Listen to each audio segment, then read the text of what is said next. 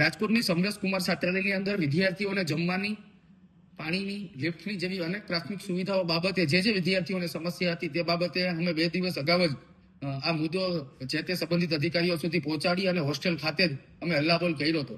પરંતુ આ જાડી ચામડીના અધિકારીઓ જાણી જોઈ અને ગરીબ અને મધ્યમ પરિવારના વિદ્યાર્થીઓને હેરાન કરતા હોય એટલે ખાસ કરી અને આજે રાજકોટની અંદર સૌરાષ્ટ્ર યુનિવર્સિટીનો પદવીદાન સમારોહ હતો ને, જેમાં સમાજ કલ્યાણના મંત્રી અને શિક્ષણ મંત્રી ડોક્ટર પ્રદ્યુમન વાજા સાહેબ આવનાર હોય એ લઈને અમે ડાયરેક્ટ મંત્રી સાહેબનો સીધો સંપર્ક કર્યો હતો કે મંત્રી સાહેબ, સમરસ હોસ્ટેલની અંદર વિદ્યાર્થીઓને પ્રાથમિક સુવિધાઓ ખૂબ જ ગંભીર પ્રશ્ન છે. અમે વિદ્યાર્થીઓ સાથે તમને મળવા માંગીએ છીએ.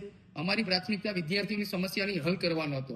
જોકે અમે ઘેરાવની ચીમકી આપી હતી, પણ ગઈકાલે વિદ્યાર્થીઓને ભોજનની ગુણવત્તા ખૂબ એક દિવસ પૂરતી સારી આપવામાં આવી હતી, પરંતુ કાયમી નિરાકરણ થાય એ અમારી પ્રાથમિકતા હતી. જોકે મંત્રી સાહેબે ખૂબ સકારાત્મક વલણ દાખવી અને યુનિવર્સિટીનો કાર્યક્રમ પત્યા બાદ અમને 3 વિદ્યાર્થીઓ સાથે હું પોતે મંત્રી સાહેબને મળ્યો હતો અને મંત્રી સાહેબે અહીંયા હાજર રહેલા સમાજ કલ્યાણના અધિકારીઓ ડોક્ટર પીપળિયા અને ગામિત સાહેબ, આ બંને અધિકારીઓને વિદ્યાર્થીઓની ફરિયાદો રૂબરૂ સંભળાવી અને અમને સારી રીતના આદેશ આપ્યા હતા અને ખૂબ જ કડકાઈપૂર્વક ભાષાની અંદર વિદ્યાર્થીઓને જે ગંભીર પ્રશ્નો છે તે નિરાકરણ માટે 1 અઠવાડિયાની સમય મર્યાદા આપી હતી અને જે તે અધિકારીઓ જે સમરસકુમાર છાત્રાલય સંભાળે છે તેમને વિદ્યાર્થીઓ સાથે જ જમી અને ફોટો મોકલવા માટેની સૂચના આપી હતી.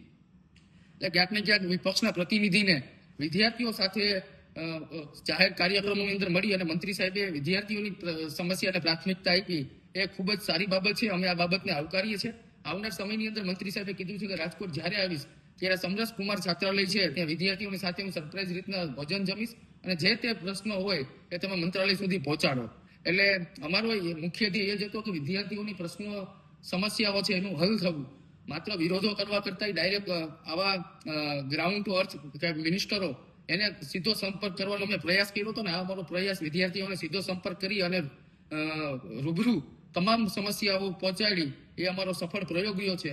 હું ખરેખર આ મંત્રી સાહેબના વલણને આવકારું છું અને વિદ્યાર્થીઓના પ્રશ્નોની તાત્કાલિક સમસ્યાઓ હલ થાય એવી આશા રાખું છું.